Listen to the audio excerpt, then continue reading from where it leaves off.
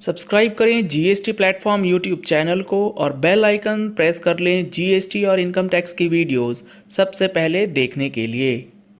Morning friends, GST platform के YouTube channel में आप सभी का स्वागत है। जी हाँ फ्रेंड्स, नोटिफिकेशन आया था 18 मई 2021 को, जिसके अंदर रूल 138E में बहुत बड़ी रिलीफ जो है वो अब दे दी गई है। अगर आपकी जीएसटी रिटर्न्स जो हैं वो फाइल नहीं होती है, क्या है वो रिलीफ, आज की वीडियो में जुड़े रहिएगा एंड तक, पूरी डिटेल्स में आपको समझ में आ जाएगा। क्या है अमेंडमेंट, क्या है चेंज, इसको समझने से पहले आपके लिए एक जरूरी इंफॉर्मेशन यह है कि जीएसटी अपील फाइलिंग के रूल्स और प्रोसेस से रिलेटेड और जो रीसेंट जीएसटी के अंदर चेंजेस हुए हैं, इन सारी चीजों को कवर करने के लिए 23 मई यानी कि कमिंग संडे को ऑनलाइन ट्रेनिंग सेशन ऑर्गेनाइज किया गया है। अगर आपने अभी तक रजिस्ट्रेशन नहीं कराया है तो इन नंबर्स पे कॉल करके आप रजिस्ट्रेशन करा सकते हैं। सीट्स फुल होने के बाद रजिस्ट्रेशंस नहीं मिल पाएंगे। अब देखिए यहां पर जो रूल 138E है, अब रूल 138E बात किस चीज की करता है? रूल 138E कहता है कि किसी भी एक पर्टिकुलर टैक्स पेयर ने अपनी जीएसटीआर 3B की रिटर्न्स कंसेक्यूटिवली 2 टैक्स पीरियड्स के लिए फाइल नहीं करी, या फिर कोई एक कॉम्पोजिशन टैक्स पेयर है तो उसने अगर अपनी सीएमपी 08 को फाइल नहीं किया है कंसेक्यूटिव 2 टैक्स क्वार्टर्स के लिए, तो आपका जो है जीएसटी का ई वे बिल उसे ब्लॉक कर दिया जाएगा। अब यहां पर समझिएगा, जब ई वे बिल बनता है उसमें 3 पार्टीज इंवॉल्व होती हैं। एक होता है सेलर जिसे कहते हैं कंसाइनर, एक होता है परचेजर जिसे कहते हैं कंसाइनी, और एक होता है ट्रांसपोर्टर जो कि माल की ढुलाई करता है। अब यहां पर जो पहले रूल 138E था वो क्या कहता था वो समझना जरूरी है, तब आपको अमेंडमेंट समझ आएगा।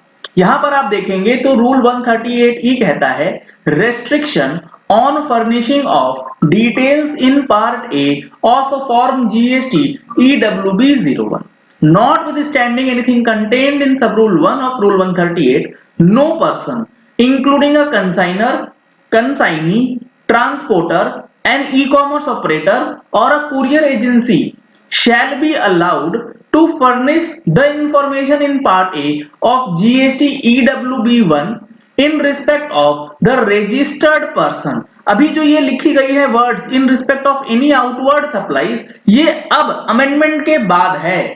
पहले जो वर्डिंग्स थी वो थी इन respect of the movement of goods for a registered person. क्या फर्क पड़ा समझिएगा। लेट सपोज एक पर्सन है ए, इसने अपनी जीएसटीआर 3B की रिटर्न्स जो है 2 महीने तक कंसेक्यूटिवली फाइल नहीं करी। बहुत सारे रीजंस हो सकते हैं, मॉनेटरी प्रॉब्लम्स हो सकता है, ऑफिसेस बंद है, बिजनेस बंद है। अब जब 2 महीने तक रिटर्न नहीं फाइल हुई तो आपके इंफॉर्मेशन इन पार्ट ए का जो ऑप्शन है, यानी कि जो जीएसटी का ई वे बिल होता है जिसके अंदर 2 पार्ट होते हैं, पार्ट ए और पार्ट बी। पार्ट ए के अंदर डिटेल्स जाता है इनवॉइस से रिलेटेड, और पार्ट बी के अंदर जाता है डिटेल्स, कौन सा? Transport details. तो जब तक आप पार्ट ए जनरेट नहीं करेंगे ई वे बिल जनरेट नहीं होगा। रूल 138E जो है पार्ट ए को ब्लॉक कर देता है, in short E way bill block कर देता है। नंबर 1। नंबर 2, अब यहां पर अगर कोई बंदा अपनी जीएसटीआर 3B की रिटर्न जो है नहीं फाइल करता है 2 कंसेक्यूटिव टैक्स पीरियड के लिए, तो वो एज अ सेलर या फिर उसका जो बायर है वो एज अ परचेजर या फिर जो ट्रांसपोर्टर है उस पर्टिकुलर डिफॉल्टर के जीएसटी नंबर को यूज करके, चाहे वो सेल का ई वे बिल हो, चाहे वो माल परचेज का ई वे बिल कर रहा हो, सारी चीजों को ब्लॉक कर दिया जाता। यानी कि बिजनेस पूरा का पूरा स्टैंड स्टिल पे आ गया, ना वो सेल पे कुछ कर पाएगा ना वो परचेज कर पाएगा, दोनों चीजों को ब्लॉक कर दिया जाता था। इस चीज को अब चेंज कर दिया गया है। अब यहां बता दिया गया है in rule 138E for the words in respect of a registered person whether as a supplier और अ रेसिपिएंट, यानी कि एज अ सप्लायर होते तो भी और एज अ रिसिपिएंट होते तो भी पहले ब्लॉक हो जाता था।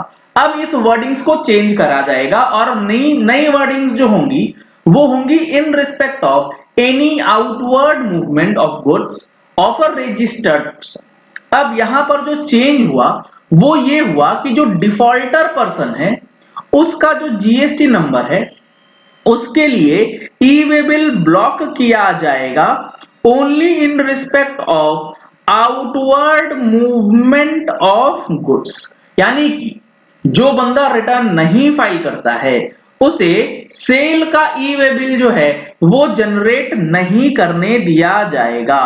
परचेज के जो ई वे बिल्स हैं उसे ब्लॉक नहीं करा जाएगा ई वे बिल पोर्टल पे। यानी कि परचेज अब आप कर सकेंगे, इनवर्ड सप्लाईज की जो ई वे बिल होगी वो ब्लॉक नहीं करी जाएगी।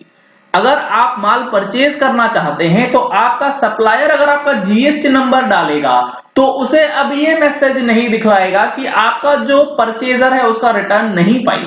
आपने ये सिचुएशन फेस करी होगी आपके क्लाइंट्स के साथ कि आपका क्लाइंट फोन करेगा कि भैया मैं माल मंगा रहा हूं, तो जो बंदा माल भेज रहा है वो कहता है कि आपका जीएसटी नंबर तो ब्लॉक्ड है। अब वो सिचुएशन नहीं आएगी।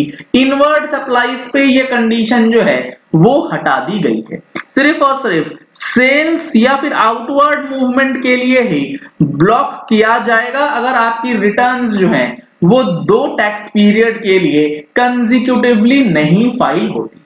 काफी बड़ी रिलैक्सेशन ये दी गई है। अगर आप जीएसटी रिटर्न्स नहीं फाइल करते हैं परचेज के अंदर आपको रिलैक्सेशन दिया गया है। चलिए इस वीडियो को यही एंड करते हैं। आशा करते हैं कि आपको ये पॉइंट क्लियर हो गया होगा कि ई वे बिल के अंदर जो ये चेंज हुआ है इसका क्या इंपैक्ट आपके ऊपर पड़ेगा। ये जितने चेंजेस हुए हैं वो हमारे जून महीने की टैक्स मैगजीन में भी आने वाली है। अगर आपने अभी तक मंथली टैक्स मैगजीन की सब्सक्रिप्शन नहीं ली है तो इन नंबर्स पे कॉल करके आप डिटेल्स ले सकते हैं। Thank you and have a nice day. Subscribe करें जीएसटी प्लेटफॉर्म यूट्यूब चैनल को और बेल आइकन प्रेस कर लें जीएसटी और इनकम टैक्स की वीडियोस सबसे पहले देखने के लिए।